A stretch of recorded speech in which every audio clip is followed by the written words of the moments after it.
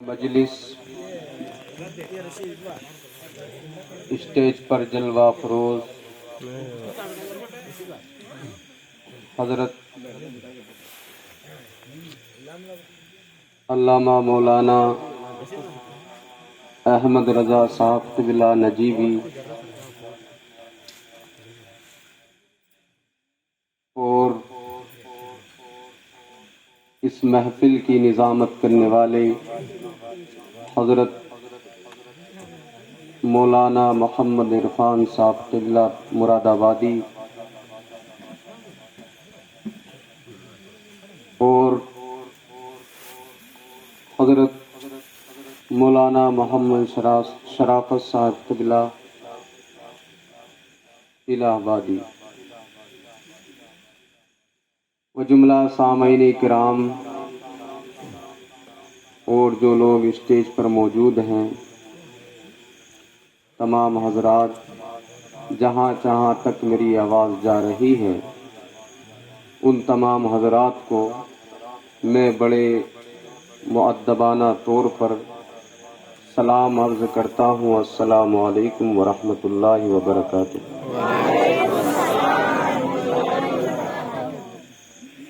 الحمد للہ الذی ابدع الافلاک والارضین والصلاة والسلام علی من کان نبیا وآدم بین الماء والطین وعلى آلہ واصحابہ اجمعین، اما بعد فاعوذ باللہ من الشیطان الرجیم، بسم اللہ الرحمن الرحیم، یا ایہا الذین آمنوا اتقوا اللہ، صدق اللہ مولانا العظیم وصدق رسولہ النبی الامین المتین الکریم، والحمد للہ رب العالمین۔ آئیے حضرات، ہم سب مل کر سب سے پہلے آقا نامدار، مدینے کے تاجدار، دونوں عالم کے مالک و مختار حضور سرور کائنات سید الانبیاء امام الانبیاء، لمبے لمبے ہاتھوں سے بھیک دینے والے آقا داتا و مولا حضور نبی اکرم نور مجسم، مدینے کے تاجدار، شہنشاہ ذی وقار، جناب احمد مجتبی محمد مصطفیٰ صلی اللہ تعالی علیہ وسلم کی بارگاہ بے کس پناہ میں درود پاک کا ہدیہ پیش کریے۔ پڑھیے بآواز بلند، اللہم صلی علی سیدنا و شفیعنا و حبیبنا وبارک وسلم صلاۃ و سلام علیک یا رسول اللہ صلی اللہ تعالی علیہ وسلم۔ ابھی تک آپ نے حضرت مولانا شرافت صاحب کی نعت و منقبت سنی، حضرت مولانا محمد عرفان صاحب کی نظامت، اور اس میں بڑے خوبصورت شعر، نصیحت بھری باتیں سنی، اور ہمارے حضرت مولانا محمد احمد رضا صاحب قادری ہر جمعے میں آپ کو خطاب سناتے ہی رہتے ہیں۔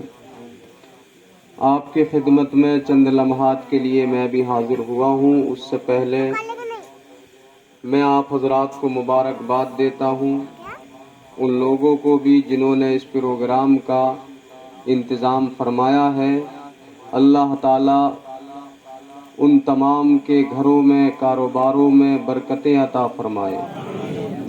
اللہ رب العزت تمام انتظام کرنے والے لوگوں کی عمروں میں برکتیں عطا فرمائے، اور جو یہ دین کی خدمت انجام دی ہے، اللہ تعالی ہم تمام مسلمانوں سے ایسی ہی خدمت لینے کی توفیق عطا فرمائے۔ معزز سامعین اکرام، یہ بڑی خوشی کی بات ہے کہ آپ کے گاؤں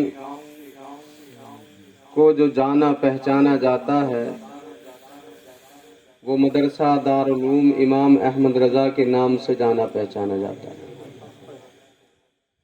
گاؤں اگرچہ چھوٹا ہے لیکن شان بڑی ہے، وہ اس حساب سے کہ اگر آپ دور دور جا کر شی پور کے بارے میں معلوم کریں گے تو لوگ یہی کہتے ہیں ماشاءاللہ کہ وہ گاؤں جہاں پر بڑا مدرسہ ہے۔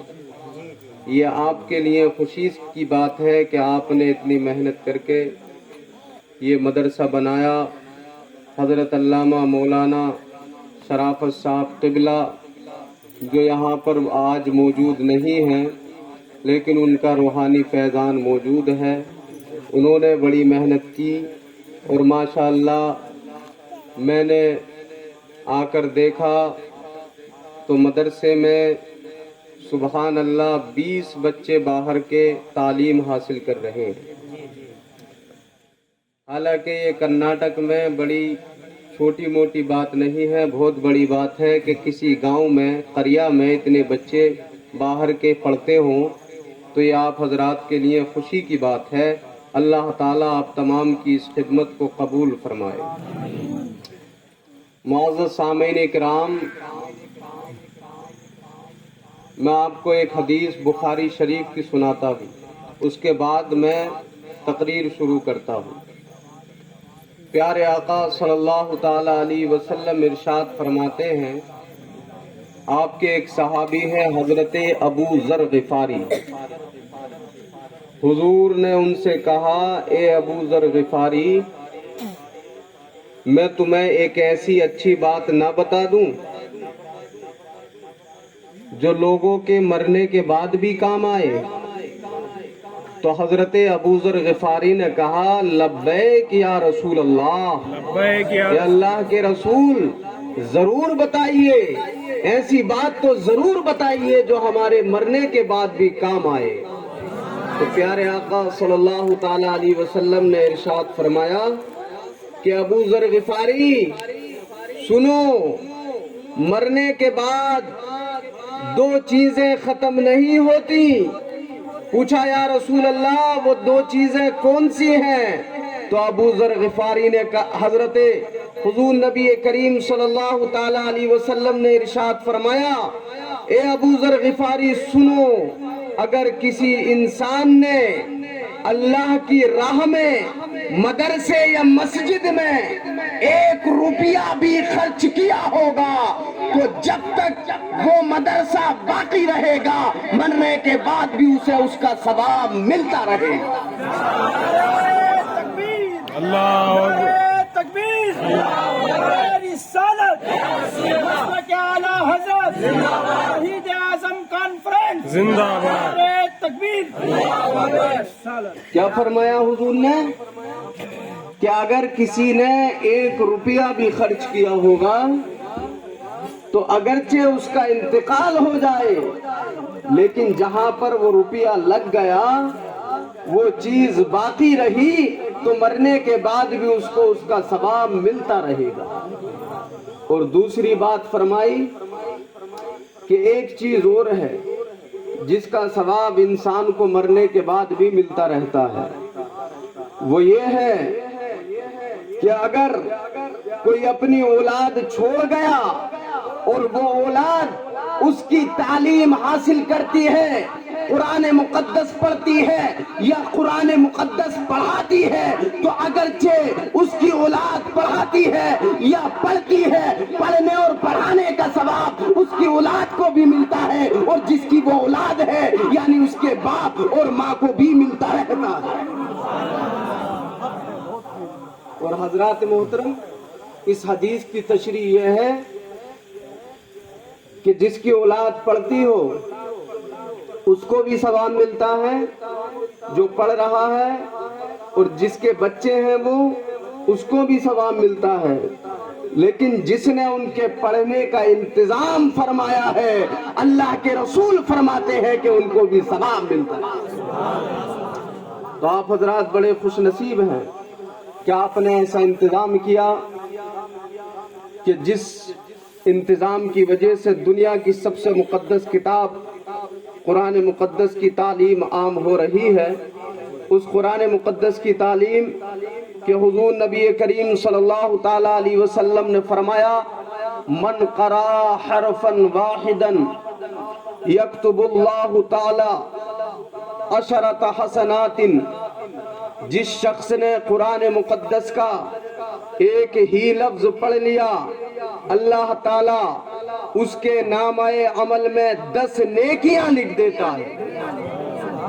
اور حضور نے فرمایا وَأَلِف لام میم لَيْسَ بِحَرْفٍ وَاحِدٍ بل حرف ثلاثۃ، الالف حرف واحد واللام حرف واحد والمیم حرف واحد۔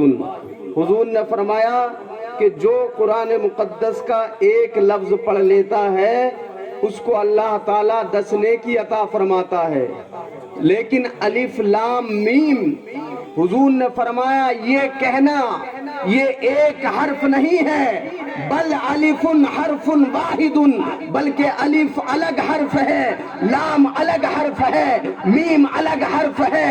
اگرچہ اس کے پڑھنے میں ٹائم نہیں لگتا لیکن حضور فرماتے ہیں الف الگ حرف، لام الگ حرف، میم الگ حرف، الف کا 10 نیکیاں الگ، لام کی 10 نیکیاں الگ، میم کی 10 نیکیاں الگ۔ جو صرف اتنے کو پڑھ لیتا ہے اسے 10 نیکیاں نہیں بلکہ 30 نیکیاں عطا کی جاتی ہیں۔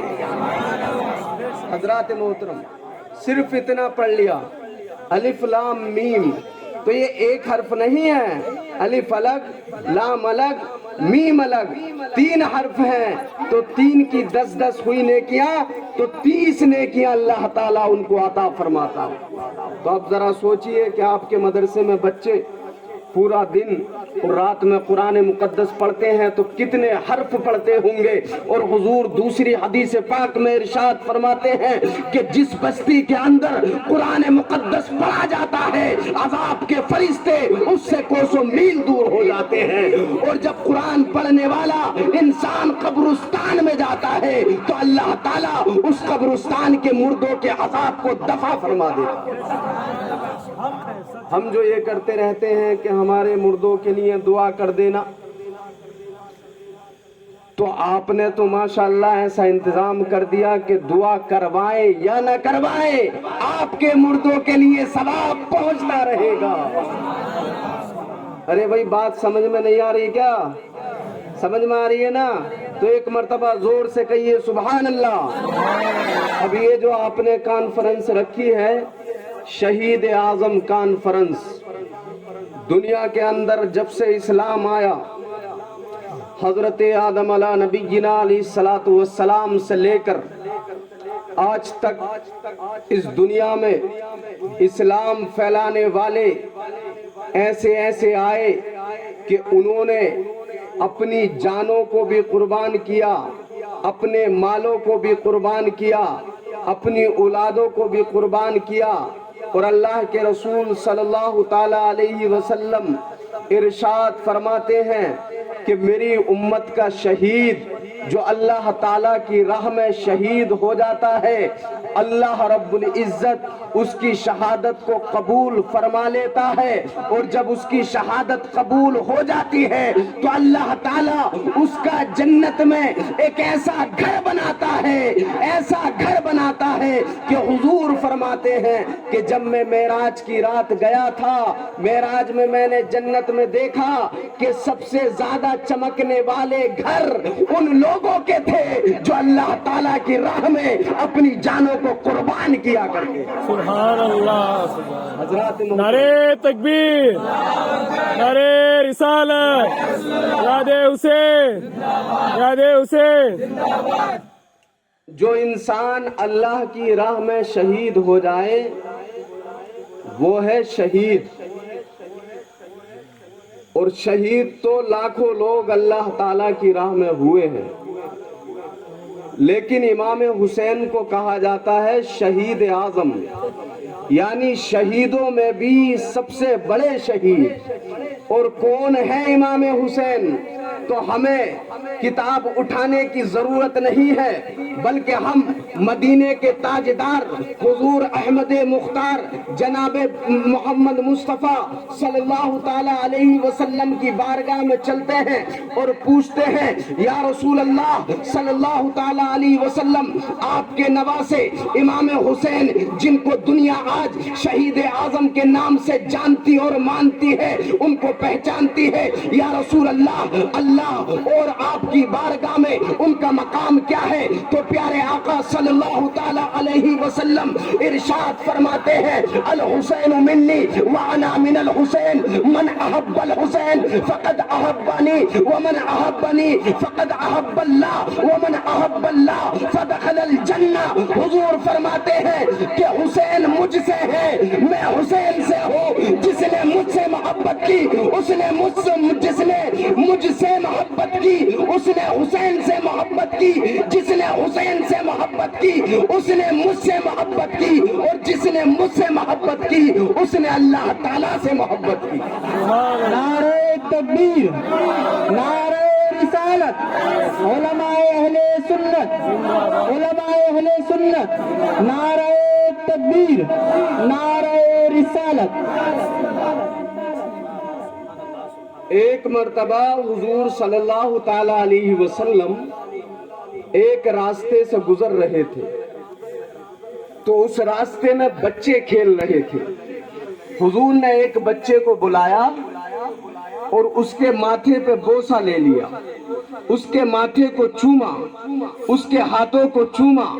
صحابہ اکرام ساتھ میں موجود تھے، انہوں نے سوال کر دیا یا رسول اللہ صلی اللہ تعالی علیہ وسلم، بچے تو اور بھی تھے، آپ نے صرف اس بچے کو بلا کر اس کے ماتھے کو چوما، اس کے ہاتھوں کو چوما، یا رسول اللہ آپ نے ایسا کیوں کیا؟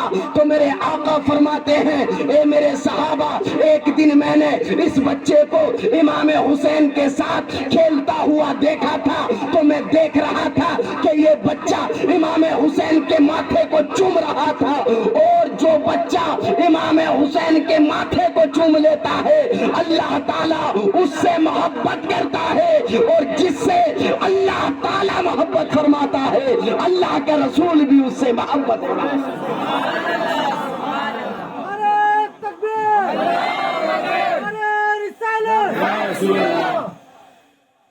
تو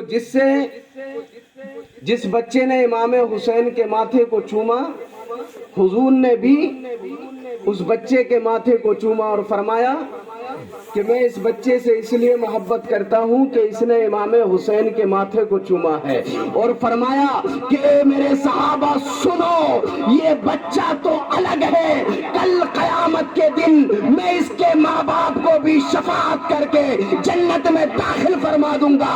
اس حدیث سے معلوم ہوا کہ امام حسین کی محبت جنت کا دروازہ کھول دیا کرتی ہے۔ اور دوسری حدیث میں حضور فرماتے ہیں ایک مرتبہ بات ایسے ہوئی کہ مسجد نبوی شریف میں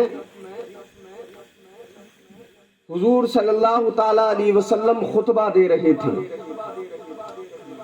امام حسین کی عمر اس وقت 4 یا 5 سال کی تھی۔ آپ مسجد نبوی میں خطبہ دے رہے تھے تو سامنے دیکھا کہ امام حسین چل کر آ رہے ہیں۔ حضور صلی اللہ تعالی علیہ وسلم نے اپنا خطبہ بند کیا اور امام حسین کو گودی میں بٹھا کر خطبہ دینا شروع کر دیا۔ تو صحابہ اکرام نے عرض کیا یا رسول اللہ صلی اللہ تعالی علیہ وسلم، آپ خطبے کے درمیان ہماری جانب متوجہ نہیں ہوتے، لیکن امام حسین کیا آئے کہ آپ نے خطبہ بند فرما کر ان کو اپنے گودی میں بٹھا لیا اور پھر خطبہ دینا شروع کیا۔ یا رسول اللہ کیا آپ امام حسین سے اتنی محبت فرماتے ہیں؟ تو نوجوانوں ذرا سینہ تھام کر سنو، امام حسین کا مقام کتنا بلند ہے۔ میرے آقا فرماتے ہیں ہاں میں امام حسین سے بھی اور حسن سے بھی دونوں سے محبت فرماتا ہوں، اور اے لوگوں تم بھی ان سے محبت کرو، اس لیے کہ اللہ تعالیٰ ان سے محبت فرماتا ہے، اور اتنی محبت فرماتا ہے کہ کل قیامت کے دن جب سارے لوگ جنت میں داخل ہوں گے تو نوجوانوں کے سردار امام حسن اور حسین ہوں گے۔ مسلمان کو جنت مل جائے یہ بڑی بات ہے۔ سب سے بڑی خوش نصیبی ایمان کے ساتھ موت اور اس کے بعد بخشش ہو جائے اور جنت مل جائے تو انسان کی دنیا بھی کامیاب اور آخرت بھی کامیاب۔ لیکن ذرا سوچئے کہ امام حسین کا مقام کتنا بلند ہے، آسمانوں سے بھی اوپر عقل جا سکتی ہے لیکن امام حسین کے مقام تک عقل نہیں پہنچ سکتی، اس لیے کہ امام حسین کا مقام اتنا بلند ہے کہ کون آدمی جنت میں جائے گا یا نہیں جائے گا یہ یقین کے ساتھ نہیں کہا جا سکتا، لیکن مالک جنت مدینے کے تاجدار فرماتے ہیں کہ حسین اور حسن جنت میں بھی جائیں گے اور جنت میں بھی عام لوگوں کی طرح نہیں رہیں گے بلکہ جنت کے نوجوانوں کے سردار بن کر رہیں گے۔ حضرات محترم، تو امام حسین کا مقام دنیا میں بھی اتنا بلند ہے کہ وہ شہید اعظم ہے، سارے شہیدوں میں سب سے بڑے شہید، اور آخرت میں بھی اتنا بلند ہے کہ جنت کے نوجوانوں کے سردار ہے۔ اور حضرات محترم، امام حسین کی ذات، ان کی عظمت، ان کی شان کو کیا بیان کیا جائے، ہماری زبان اس لائق نہیں کہ ہم ان کی شان کو بیان کریں۔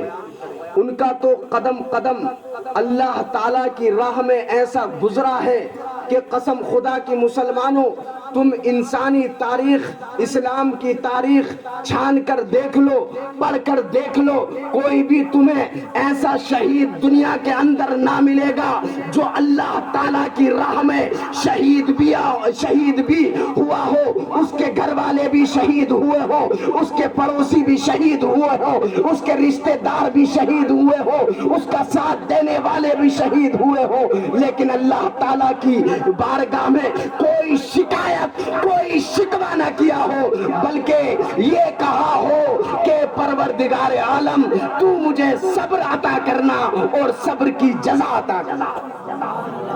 حضرات محترم، کہانی تو بڑی لمبی ہے لیکن میں مختصر آپ کو بتاتا چلوں۔ امام حسین رضی اللہ تعالی عنہ جب حضرت امام حسن رضی اللہ تعالی عنہ کا وصال ہو گیا اور اس کے بعد حضرت امیر معاویہ کا بیٹا یزید تخت پر بیٹھا تو اس نے حضرت امام حسین کو ایک خط لکھا، اس میں لکھا کہ امام حسین تم کو میری بیعت کرنی پڑے گی، تمہیں میری امامت و خلافت قبول کرنی پڑے گی۔ مسلمانوں ذرا اس بات کو توجہ سے سننا، میں امام حسین کی شہادت میں آپ کو دو بڑی عظیم باتیں بتاؤں گا۔ امام حسین کے پاس جب وہ خط پہنچا تو پوری دنیا کو معلوم تھا کہ یزید حضور کا کلمہ پڑھتا تھا، صحابی رسول حضرت امیر معاویہ کا بیٹا تھا، وہ صحابی رسول کہ جب حضور پر قرآن نازل ہوتا تو حضور کے پاس بیٹھ کر قرآن لکھا کرتے تھے۔ حضرت امیر معاویہ کا بیٹا تھا، جب تخت پر بیٹھا تو حضرت امام حسین کے پاس خط بھیجا۔ جب امام حسین نے خط دیکھا تو اس میں لکھا تھا کہ حسین تم میری بیعت قبول کر لو اور میری خلافت و امامت کو قبول کر لو۔ حضرت امام حسین رضی اللہ تعالی عنہ نے وہ خط دیکھا اور اس کا جواب دیا۔ مسلمانوں، جواب یہ دیا، فرمایا کہ یزید کی میں بیعت نہیں کروں گا، اس لیے کہ وہ 3 کام کرتا ہے جو شریعت کے خلاف ہیں۔ پہلا کام یہ ہے کہ وہ یزید جو ہے مسلمانوں پر ظلم کرتا ہے اور میں کسی ظالم بادشاہ کی بیعت کو قبول نہیں کر سکتا۔ دوسرا جرم یہ ہے کہ یزید شراب پیتا ہے، اور تیسرا جرم یہ ہے کہ یزید نماز نہیں پڑھتا اور فسق و فجور کرتا ہے اور میں کسی فاسق و فاجر کی بیعت کو قبول نہیں کر سکتا. جب امام حسین نے مدینہ کی سرزمین سے یہ اعلان کیا اور واپس خط یزید کے پاس پہنچا تو یزید آگ ببولا ہو گیا.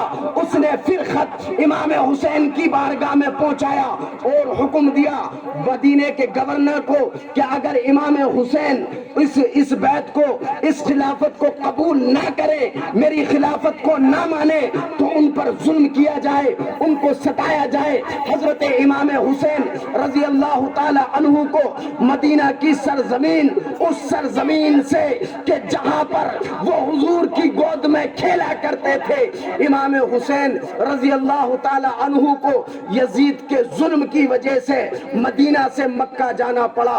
امام حسین نے فیصلہ کر لیا کہ اب مجھے مکہ جانا ہے, اب مدینے میں نہیں رہنا, اس لیے کہ یزید کا ظلم بڑھتا رہے گا. امام حسین مکہ پہنچ گئے, یزید وہاں بھی نہ مانا اور یزید نے اپنے خط مکہ میں بھی بھیجنا شروع کر دیے, مکہ میں بھی پہنچانا شروع کر دیے اور یہی مطالبہ کرتا رہا کہ حسین تم میری بیعت کر لو, میری خلافت کو مان لو, میری امامت کو مان لو, میری اقتدا کر لو. لیکن حسین کی زبان پر ایک ہی کلمہ آتا کہ امام حسین اپنا سر تو کٹا سکتا ہے لیکن اپنے نانا کے دین کو کمزور نہیں ہونے دے سکتا.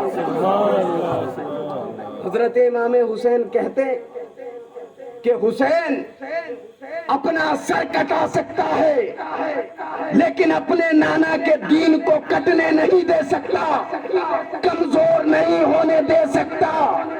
امام حسین کو جب وہ مکہ میں پہنچے تو کوفہ کے لوگوں نے امام حسین کو 150 خط لکھے, جن خطوں میں لکھا تھا کہ حسین آپ کوفہ کی سرزمین پر تشریف لائیں اور ہم یزید کی بیعت نہیں کریں گے, ہم تمہارا ساتھ دیں گے اور آپ کے نانا کے دین کو مضبوط کریں گے, آپ کے نانا کے دین میں ہم آپ کا ساتھ دیں گے, آپ کی امامت مانیں گے, آپ کی خلافت مانیں گے.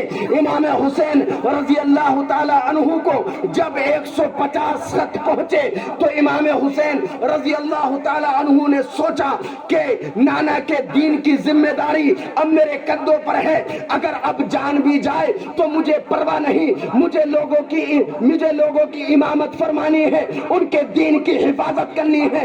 امام حسین رضی اللہ تعالی عنہ نے اپنا سر و سامان باندھنا شروع کر دیا, اپنی تیاری کرنی شروع کر دی. حضرات محترم, مکہ کی سرزمین سے امام حسین 180 لوگوں کے ساتھ امام حسین کوفہ کی سرزمین پر تشریف لے جانے لگے. ذوالحجہ کا مہینہ تھا, امام حسین اپنے ساتھیوں کے ساتھ امام حسین مکہ کی سرزمین سے کوفہ کی جانب تشریف لے کر جا رہے ہیں. امام حسین کے پاس صحابہ اکرام آتے ہیں, عرض کرتے ہیں حسین آپ کوفہ نہ جائیے, اے حسین آپ کوفہ نہ جائیے, اس لیے کہ جب ہمیں حضور کی یاد آیا کرتی ہے تو ہم آپ کا چہرہ دیکھ لیا کرتے ہیں.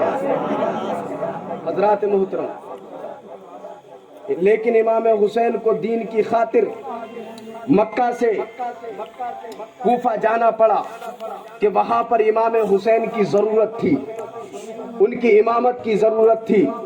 امام حسین نے جب مکہ سے کوفہ کا سفر کیا, کوفہ جو ہے وہ بغداد میں ہے اور مکہ سے کوفہ کا سفر 1780 کلومیٹر کا ہے. اس زمانے میں 1380 سال پہلے امام حسین نے 1780 کلومیٹر دور کا سفر کر کے یہ بتا دیا کہ لوگوں دیکھ لو, اگر کہیں دین کمزور ہوتا ہے تو حسین والے سفر نہیں دیکھتے, مشکلیں نہیں دیکھتے, اپنی جان کو قربان کرنے کے لیے تیار رہتے ہیں. سبحان اللہ, جب امام حسین کوفہ کی سرزمین پر جانے لگے تو راستے میں لوگ ملتے کہتے حسین آپ واپس چلے جائیں, آپ کے پاس جو خط آئے ہیں وہ جھوٹے خط ہیں, آپ کو دھوکے سے بلایا جا رہا ہے. امام حسین آپ واپس چلے جائیں، لیکن امام حسین کا ایک ہی جواب ہوتا مسلمانوں، وہ جواب دیتے کہ لوگوں آج میرے نانا جان کا دین کوفہ کی سرزمین پر کمزور ہو رہا ہے، میرے نانا جان کا دین کمزور ہوگا۔ کل میرے نانا جان نے اگر پوچھ لیا کہ حسین میرا دین کمزور ہو رہا تھا، تم کوفہ کیوں نہیں گئے، تو میں کیا جواب دوں گا؟ اے لوگوں مجھے کوفہ کی سرزمین پر جانا ہے، چاہے مجھے اپنی گردن کٹانی کرے، کوئی پرواہ نہیں، کوئی فکر نہیں، میرے نانا جان کا دین بچ جائے، یہ میرے لیے سب سے بڑی خوش نصیبی۔ حضرات محترم، جب امام حسین کوفہ پہنچے، بہت لمبا سفر تھا، بہت واقعے ہیں اس میں، بڑے کتنی جگہ وہ رکے، بہت لمبی تفصیل ہے، آپ کو سنتے سنتے نیند آ جائے گی، اس لیے میں خاص مقصد پہ آتا ہوں کہ جب وہ کوفہ کربلا کے میدان میں پہنچے امام حسین، تو آپ نے ایک شخص سے معلوم کیا کہ یہ میدان کون سا ہے، تو اس نے کہا یہ کربلا کا میدان ہے، نجف۔ تو امام حسین نے کہا کہ جب میں مدینے میں اپنے نانا جان کی گود میں کھیلا کرتا تھا تو مجھے معلوم تھا، میرے نانا جان نے بتایا تھا کہ ایک زمانہ ایسا آئے گا جب میرا دین کمزور ہوگا، میرا دین کمزور ہوگا، اور اس وقت اس دین کو مضبوط کرنے کے لیے میرا نواسا حسین مکہ سے کربلا جائے گا، اور کربلا کی سرزمین پر شہید ہو کر میرے دین کو زندہ فرما دے۔ سبحان اللہ۔ ان کو معلوم تھا، جب وہ کربلا کے میدان پہنچے تو انہوں نے کہہ دیا کہ مجھے معلوم تھا، جو میرے نانا جان نے بتایا تھا اس جگہ اب میں پہنچ گیا ہوں۔ امام حسین کربلا کے میدان میں پہنچے ہیں۔ کربلا کا جو میدان ہے، جو لوگ بغداد گئے ہوں گے انہوں نے دیکھا ہوگا کہ اس میدان کے پاس میں ایک بہت بڑا دریا ہے، بہت مشہور دریا ہے جس کا نام دریائے فرات ہے۔ اس دریائے فرات سے پورے کوفہ والے لوگ پانی پیا کرتے تھے، لیکن امام حسین جب کربلا کی سرزمین پر تشریف لے کر آئے اور یزید کو معلوم ہوا، اس نے اپنے گورنر ابن زیاد کو خط لکھا کہ امام حسین اور ان کے گھر والوں کا دریائے فرات سے کوئی لینا دینا نہیں، ان کا پانی بند کر دیا جائے، اب وہ امتحان کی گھڑی میں ہے، اگر وہ میرے ہاتھ میں اپنا ہاتھ دے دے تو دریا کو ان کے قدموں میں ڈال دینا، اور اگر وہ میری امامت نہ مانے، میرے ہاتھ میں ہاتھ نہ دے تو ان کو ایک قطرہ بھی پانی نہ دے۔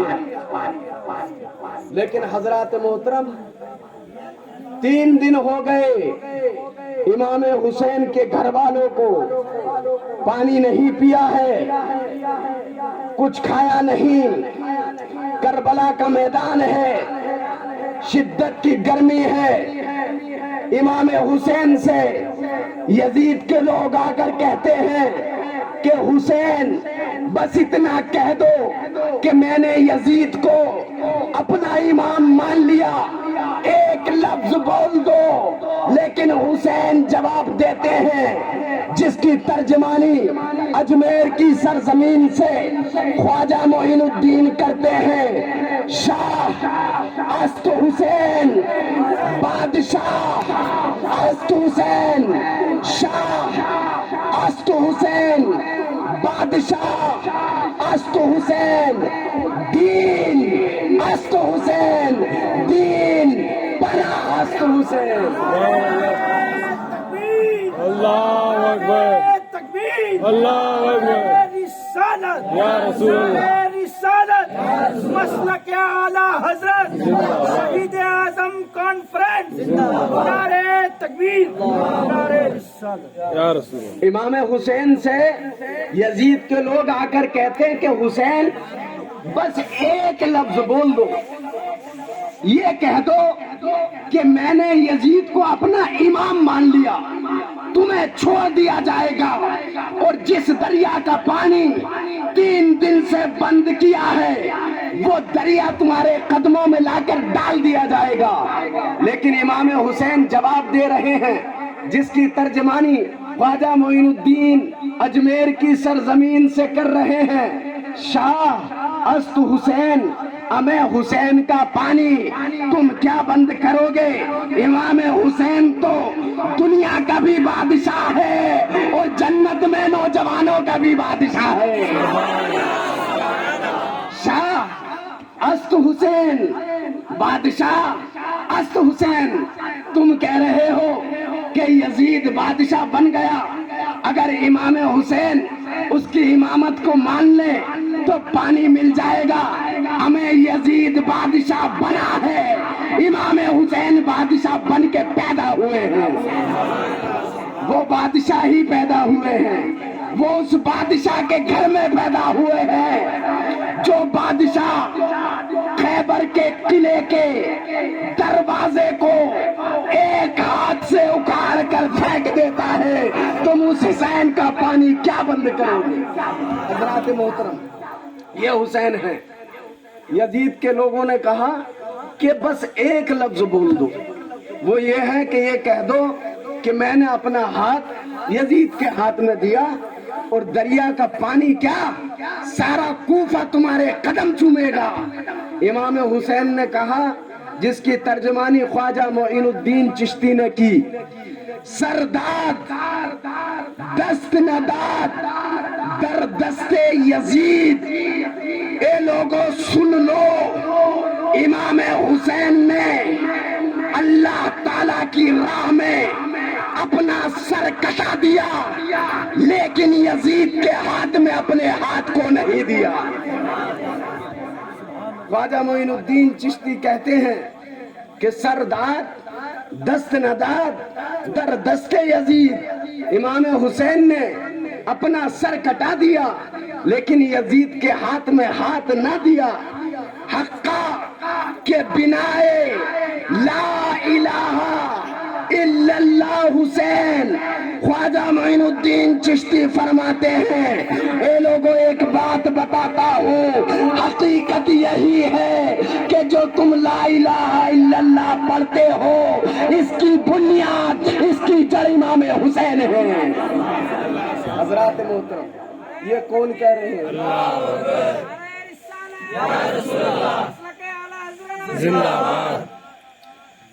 اچھا، آپ لوگ تقریروں میں سنتے رہتے ہوئے کہ امام حسین کا پانی بند کر دیا، ان کو 3 دن تک پانی نہیں ملا. یہ بتائیے کہ اگر امام حسین چاہتے تو کیا ان کو پانی نہیں ملتا؟ ارے وہ تو وہ ذات تھے کہ جو دریائے فرات، وہ تو زمین کا دریا تھا. زمین کے دریا کا تو یہ حال ہے کہ امام حسین کے غلاموں کے غلاموں کے غلاموں کے غلام خواجہ معین الدین چشتی جب آنا ساگر کو حکم دیتے ہیں تو پورا آنا ساگر ان کے چھوٹے سے کاسے میں آ جاتا ہے. ہمیں امام حسین اگر اس دریائے فرات کے سامنے اپنی انگلی کا اشارہ کر دیتے تو سارا دریا ان کے قدموں میں پڑا ہوا ہوتا. ان کا پانی کون کیا بند کرے گا؟ اور دریا ہی چھوڑیے، امام حسین اگر آسمان کی جانب اشارہ کر دیتے تو پوری کربلا کے میدان میں بارش ہی بارش ہوتی، اتنا پانی مل جاتا. لیکن انہوں نے کوئی شکایت نہ کی، کوئی اپنے لیے دعا نہ مانگی، اس لیے کہ امتحان کی گھڑی ہے. آج وہ گھڑی ہے کہ امام حسین لوگوں کو یہ بتانا چاہتے ہیں کہ لوگوں دیکھ لو، جب تم پر مصیبتیں آئیں، پریشانی آئے تو اپنے نانا، اپنے نواسے، نانا جان کے نواسے، نانا جان حضور صلی اللہ تعالی علیہ وسلم کے نواسے امام حسین کی پریشانیوں کو یاد کر لینا تو تمہیں اپنی پریشانیاں کم لگنے لگیں. یہ وہ امام حسین ہیں کہ آپ کے بات ماشاءاللہ سمجھ میں آ رہی ہے لیکن آپ خاموش ہیں. یہ بات مجھے اچھی نہیں لگ رہی. ایک مرتبہ زور سے کہیے سبحان اللہ، کہیے یا حسین. اب سنیے امام حسین کون ہیں. حضرت عمر فاروق اعظم نے کعبہ شریف میں جو حجر اسود ہے اس کو چوما، اور چومنے کے بعد کہا حجر اسود جو کعبہ شریف میں لگا ہوا ہے جنتی پتھر، جو لوگ حج یا عمرہ کو گئے ہوں گے انہوں نے دیکھا ہوگا۔ حضرت عمر فاروق اعظم نے اس کو چوما اور چومنے کے بعد کہا اے حجر اسود، میں تجھے اس لیے نہیں چوم رہا ہوں کہ تو جنتی پتھر ہے، بلکہ اس لیے چوم رہا ہوں کہ تجھے میرے نبی نے چوما ہے اور میرے نبی کے لب مبارک تیرے اوپر لگے ہوئے ہیں، اس وجہ سے میں چوم رہا ہوں۔ لیکن امام حسین کا ماتھا وہ تھا جس کو امام حسین کے ماتھے کو میرے نبی نے ایک بار نہیں بلکہ ہزاروں مرتبہ چوما تھا۔ میرے امام حسین کا چہرہ وہ تھا کہ میرے نبی نے حجر اسود کو ایک بار چوما ہے۔ سب لوگ جو حج کو جاتے ہیں اس کو آج بھی چومتے ہیں اور قیامت تک چومتے رہیں گے، لیکن امام حسین کا چہرہ وہ ہے جس چہرے کو میرے نبی رات و دن چوما کرتے تھے، اس کا بوسہ دیا کرتے تھے۔ اب وہ چہرہ کربلا کے میدان میں ہے، امتحان کی گھڑی میں ہے۔ امام حسین رضی اللہ تعالی عنہ، امام حسین کربلا کے میدان میں ہیں۔ اب یزیدی لشکر والے اپنے ساز و سامان کے ساتھ امام حسین کے سامنے ایک ہی آپشن رکھتے ہیں کہ حسین اب ایک ہی بات باقی رہی، یا تو یہ کہہ دو کہ میں نے یزید کی بیعت قبول کر لی، یزید کو اپنا امام مان لیا، ورنہ جنگ کے لیے تیار ہو جاؤ۔ امام حسین جنگ کے لیے تیار ہوتے ہیں تو ان سے پہلے جو آپ کے عزیز و اقارب ہیں وہ تو بہت لمبی فہرست ہے، میں دو لوگوں کی بات آپ کو بتاتا ہوں۔ آپ کے بھتیجے ہیں حضرت امام قاسم بن حسن رضی اللہ تعالی عنہ، یہ قاسم ابن حسن امام حسن کے بیٹے ہیں، یہ امام حسین کی بارگاہ میں آتے ہیں اور عرض کرتے ہیں اے چچا جان، اے میرے چچا جان، آپ کربلا کے میدان میں جائیں گے، اس سے پہلے آپ کا بھتیجا اپنے سر کو کٹائے گا اور اپنے پرنانا کے دین کو بچائے گا۔ اے میرے چچا جان، آپ مجھ کو اجازت دے تو میں کربلا کے میدان میں جاؤں اور ان یزید کے لشکروں کو کاٹ کر رکھ دوں۔ حضرت محترم امام حسن کے بیٹے حضرت قاسم حسین کی بارگاہ میں ہیں اور اجازت مانگ رہے ہیں۔ امام حسین ایک جواب دیتے ہیں، قسم خدا کے مسلمانوں، امام حسین کربلا کے میدان میں کہتے ہیں کہ میرے بھتیجے میں تجھے کیسے بھیج دوں، مجھے جب اپنے بھائی حسن کی یاد آیا کرتی تھی تو میں تیرا چہرہ دیکھ لیا کرتا تھا، مجھے امام حسن کی یاد آیا کرتی تھی تو میں تیرا بولنا چلنا اٹھنا بیٹھنا دیکھ لیا کرتا تھا، میں تجھے کیسے بھیج دوں۔ تو حضرت امام قاسم ایک تعویذ نکالتے ہیں، اس میں لکھا ہوتا ہے کہ اے قاسم، جب تمہارے چچا پر کوئی مصیبت پڑے تو اپنے چچا کی اس مصیبت میں سینہ تان کے کھڑے ہو جانا۔ حضرت قاسم عرض کرتے ہیں اے امام حسین، اے میرے چچا جان، آپ مجھے اجازت دیجیے۔ آخر کار اجازت مل جاتی ہے اور امام قاسم کربلا کے میدان میں جاتے ہیں۔ حضرات محترم ایک کو قتل کرتے ہیں، دوسرے کو قتل کرتے ہیں، تیسرے کو قتل کرتے ہیں۔ حضرات محترم یزیدیوں کے لشکر کے جو فوجی ہوتے ہیں ان کے پرچخے اڑا دیتے ہیں، ان کا قلعہ قمع کر دیتے ہیں، ان کے قلعے کو ڈھا دیتے ہیں۔ امام قاسم اپنی تلوار کو لہراتے ہیں اور بتا دیتے ہیں کہ لوگوں، امام حسین تو بہت بڑی ذات ہے، ابھی ان کا بھتیجا ہی تمہارے لیے کافی ہے۔ اللہ اکبر، یا رسول اللہ، زندہ باد۔ اب یزیدی کہتے ہیں کہ بھائی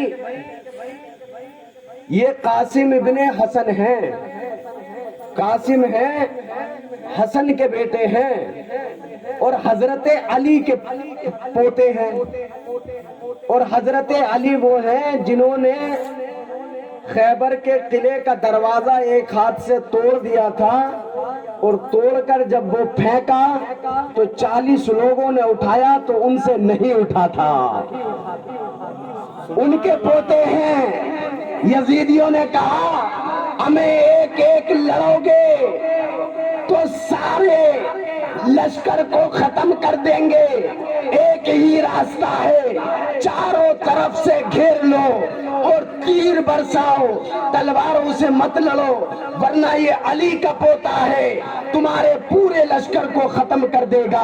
हजरत मोहतरम यजीदी इमाम कासिम को शहीद कर देते हैं। इमाम कासिम के पूरे जिस्म के ऊपर जख्म ही जख्म हुआ करते हैं, लेकिन इमाम कासिम रजी अल्लाह ताला अन्हु उस हालत में भी कोई शिकायत खुदा की बारगाह में नहीं करते, बल्कि यही कहते हैं, ए परवरदिगार तू मुझे सब्र अता करना, ए परवरदिगार तू मुझे सब्र अता करना, ए परवरदिगार तू मुझे सब्र अता करना।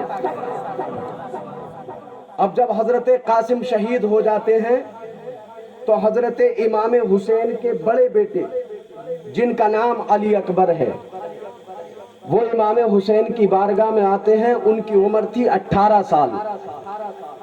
अब मैं इनके बारे में आपको एक बात बताऊं, हजरत अली अकबर का जो चेहरा मुबारक था वो हुजूर के चेहरे की तरह था। अरे जोर से बोलिए, हुजूर के चेहरे की तरह था।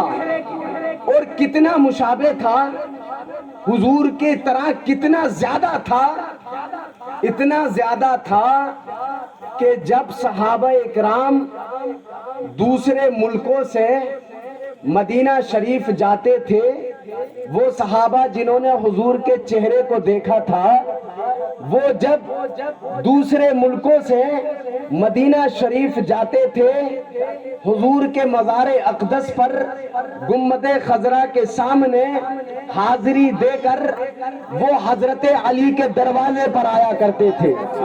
हजरत अली के दरवाजे पर आया करते थे। और क्यों आया करते थे बताऊं, आपका दिल खुश हो जाएगा सुनकर।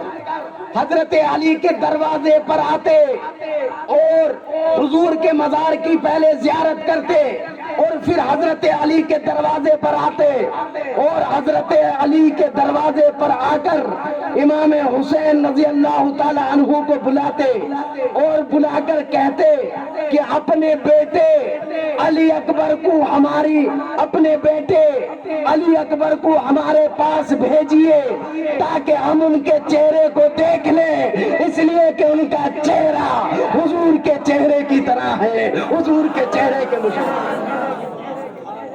कितना मुशाबे था। जिन सहाबा ने हुजूर का चेहरा देखा था, अरे जिन्होंने नहीं देखा उन्हें तो मालूम नहीं होगा कैसा था, लेकिन जिन्होंने देखा था वो आकर हजरत इमाम हुसैन के दरवाजे पर एक बात कहते कि हजरत अली अकबर को बुला दीजिए। इमाम हुसैन पूछते क्या बात है, तो वो अर्ज करते इमाम हुसैन तुम नहीं जानते हो, अब हम हुजूर का दीदार तो नहीं कर सकते, उनके मज़ार से आ रहे हैं, लेकिन इमाम हुसैन हम अली अकबर के चेहरे को देख लेते हैं तो हमें हुजूर की याद आया करती है, हमें हुजूर की याद आ जाया करती है। उनका चेहरा किसकी तरह था? हुजूर की तरह था।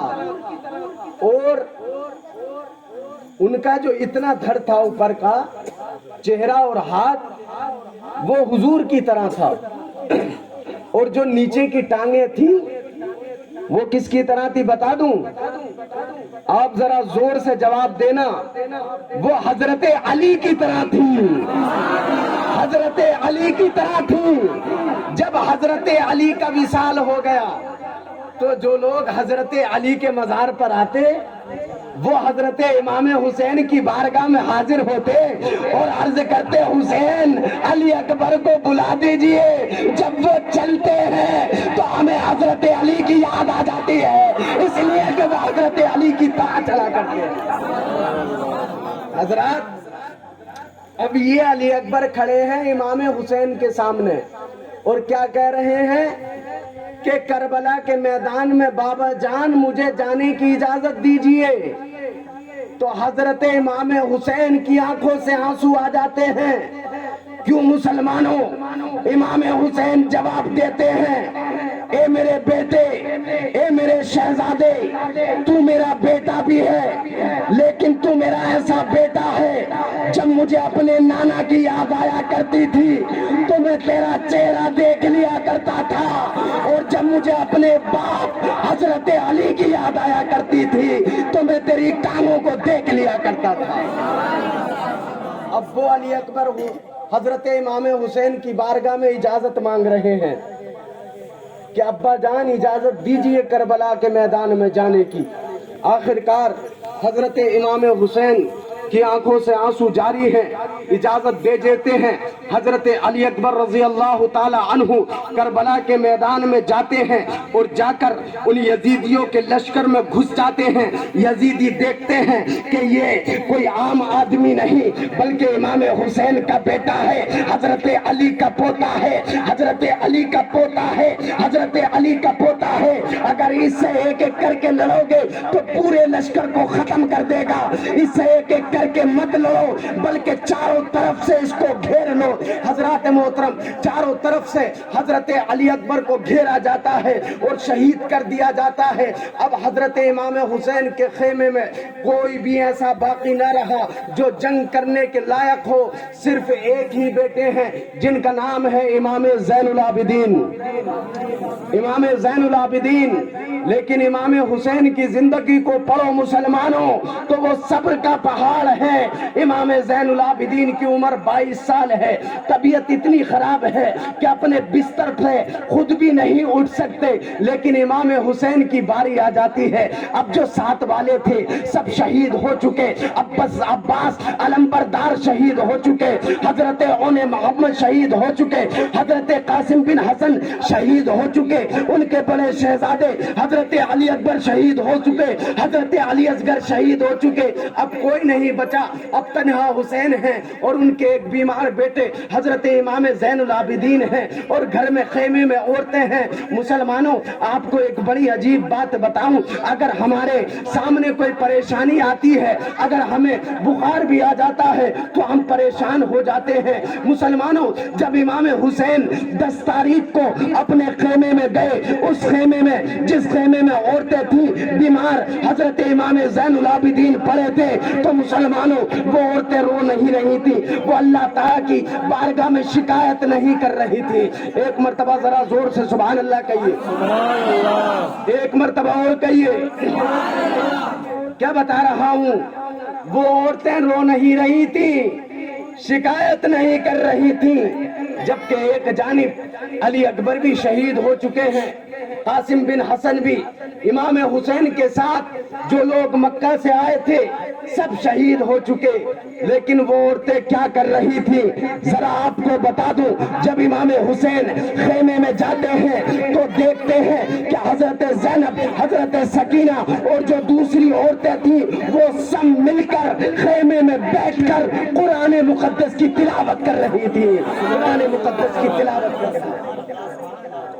ذرا سوچئے کہ ایک طرف کسی کا بیٹے کی لاش پڑی ہے، کسی کے پوتے کی پڑی ہے، کسی کے بھائی کی پڑی ہے، کربلا کا میدان ہے، 23,000 دشمن سامنے ہیں، تنہا امام حسین ہیں جن کا مقابلہ کرنے کے لیے 23,000 لوگ آئے ہیں، جن کے پاس تلواریں ہیں، گھوڑے ہیں، جو امام حسین کو شہید کرنا، قتل کرنا چاہتے ہیں۔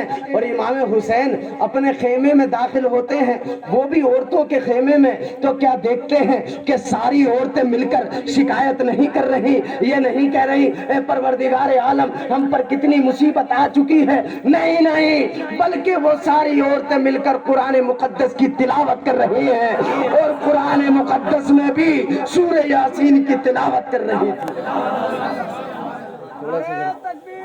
ایک نعرہ لگائیے ذرا، تھوڑی سی اور بات بتاؤں آپ کو۔ یا رسول اللہ، اللہ اکبر، یا رسول اللہ، زندہ آباد۔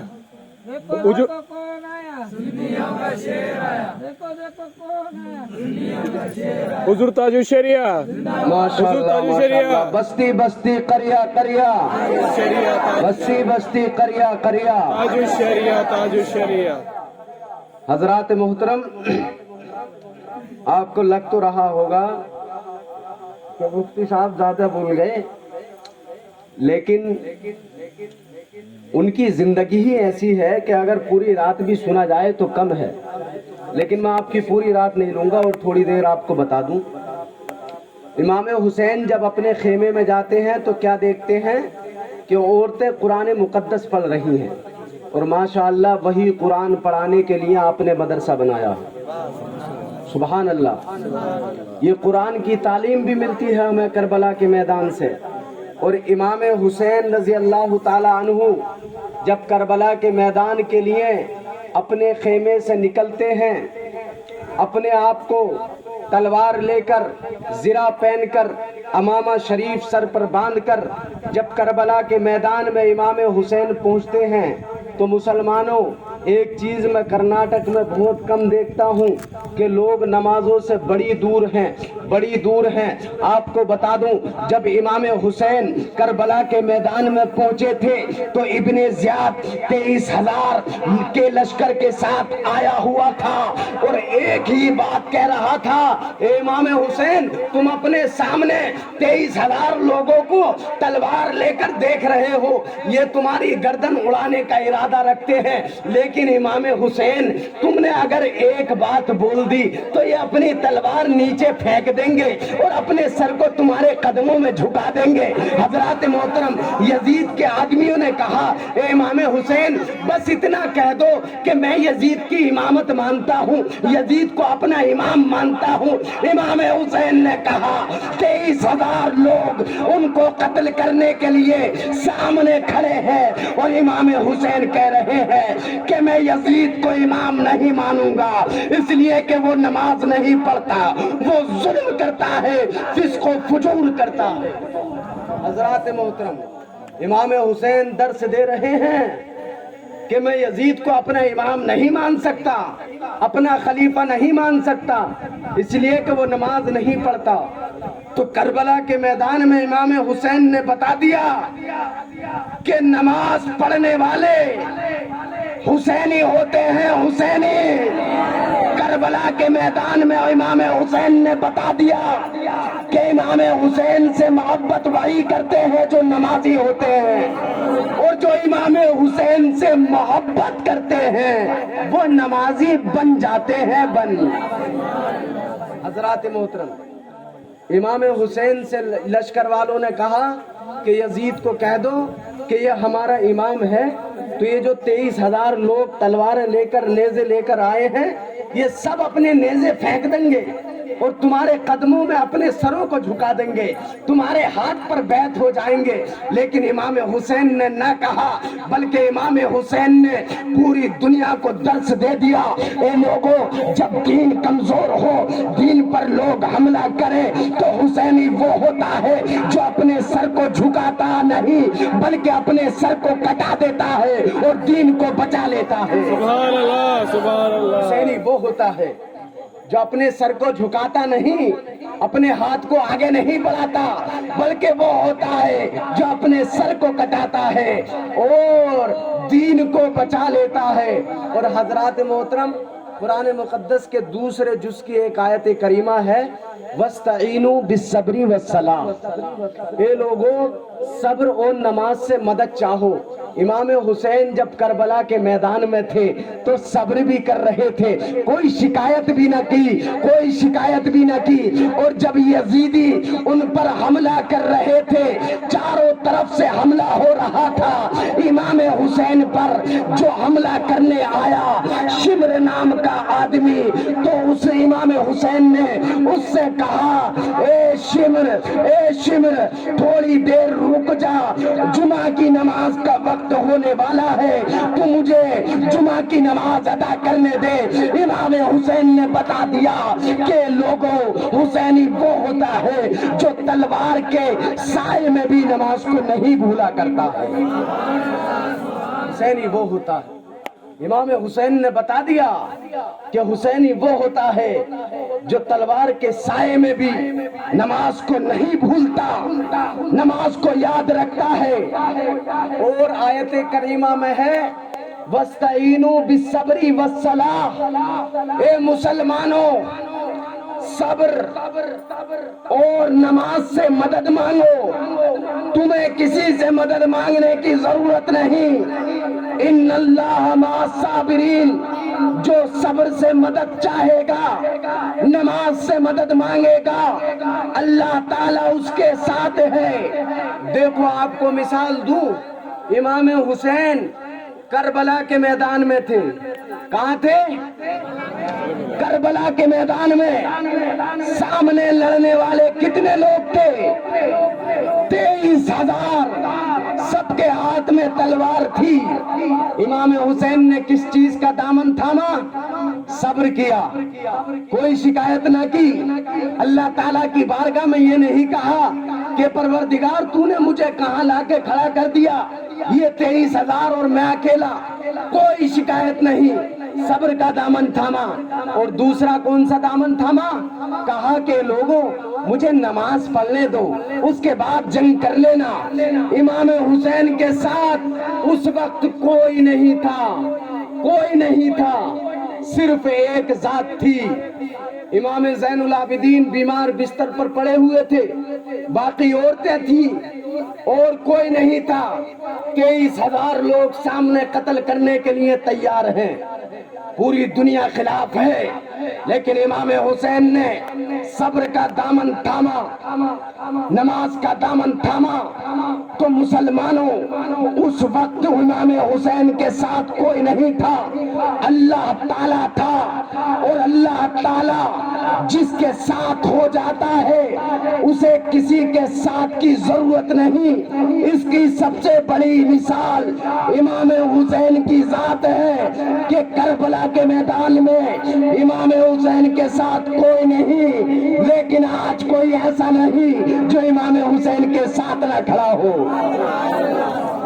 ہمیں آج یزیدی کے ساتھ کوئی نہیں، سب امام حسین کے ساتھ ہیں۔ تم کہیں بھی چلے جاؤ، ہر مسلمان کی زبان پر حسین کا نام ہے، پوری دنیا میں گھوم لو، ہر مسلمان کی نام پر، زبان پر امام حسین کا نام ہے۔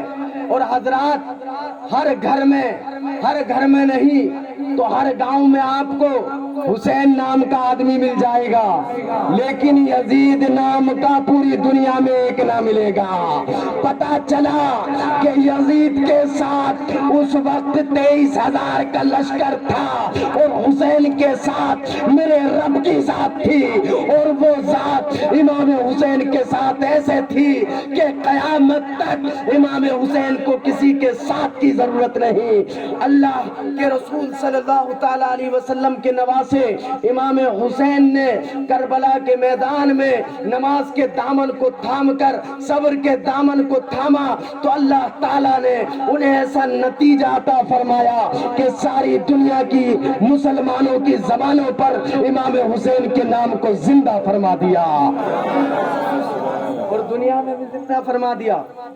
یہ محرم شریف کا مہینہ ہے، بس 2 ہی منٹ بول لوں گا، آپ کے گھبرائیے مت۔ آپ محرم کا مہینہ ہے، اپنے ملک ہندوستان نہیں، پوری دنیا میں جگہ جگہ جیسے ماشاءاللہ آپ نے محفل سجائی ہے، امام حسین کا ذکر ہو رہا ہے جگہ جگہ۔ اس سے پتہ چلا کہ امام حسین اللہ تعالیٰ کی بارگاہ میں شہید ہو کر آج بھی زندہ ہے، اور قیامت تک مسلمانوں کے دلوں میں زندہ رہیں گے۔ اور یزید اس وقت مردہ تھا اور قیامت تک مردہ ہی رہے گا، اس کا نام لینے والا بھی کوئی نہیں، کوئی نہیں، کوئی آپ کو مل ہی نہیں سکتا یزید نام کا۔ ارے یزید نام کا آدمی تو ان لوگوں میں بھی نہیں ملے گا جو یزید کو اپنا امام کہتے ہیں۔ کچھ لوگ ایسے بھی ہیں جو یزید کو اپنا امام مانتے ہیں، لیکن وہ بھی اپنے بچوں کا نام حسین ہی رکھتے ہیں، یزید کو ہی نہیں رکھتا۔ پتا چلا کہ امام حسین ہر مسلمان کے دلوں میں آج بھی زندہ ہے اور قیامت تک زندہ رہیں گے۔ اور آخری بات، جب قیامت برپا ہو جائے گی، سب لوگ جنت میں جائیں گے، جو دوزخ میں جانے والے ہوں گے وہ دوزخ میں جائیں گے، وہاں پر بھی امام حسین بادشاہ ہوں گے اور یہاں پر بھی بادشاہ تھے۔ ارے خواجہ معین الدین چشتی کہتے ہیں شاہ است حسین بادشاہ است حسین امام حسین یہاں پر بھی بادشاہ ہے، اور میرے نبی فرماتے ہیں اے لوگوں جنت میں امام حسین نوجوانوں کے سردار ہیں، نوجوانوں کے بادشاہ ہیں۔ تو آپ نے ان حسین کا ذکر سجایا ہے۔ اللہ تعالیٰ سے دعا گو ہوں کہ اللہ تعالیٰ جو میں نے باتیں کہیں ہم تمام کو عمل کرنے کی توفیق عطا فرمائے، جو خامی ہو اللہ رب العزت اس کو معاف فرمائے۔ ایک مرتبہ کلمہ طیبہ کا ورد کر لیجئے، اشہد ان لا الہ الا اللہ واشہد ان محمد رسول اللہ صلی اللہ تعالی علیہ وسلم، استغفر اللہ ربی من کل ذنب واتوب الیہ۔ السلام علیکم ورحمۃ اللہ۔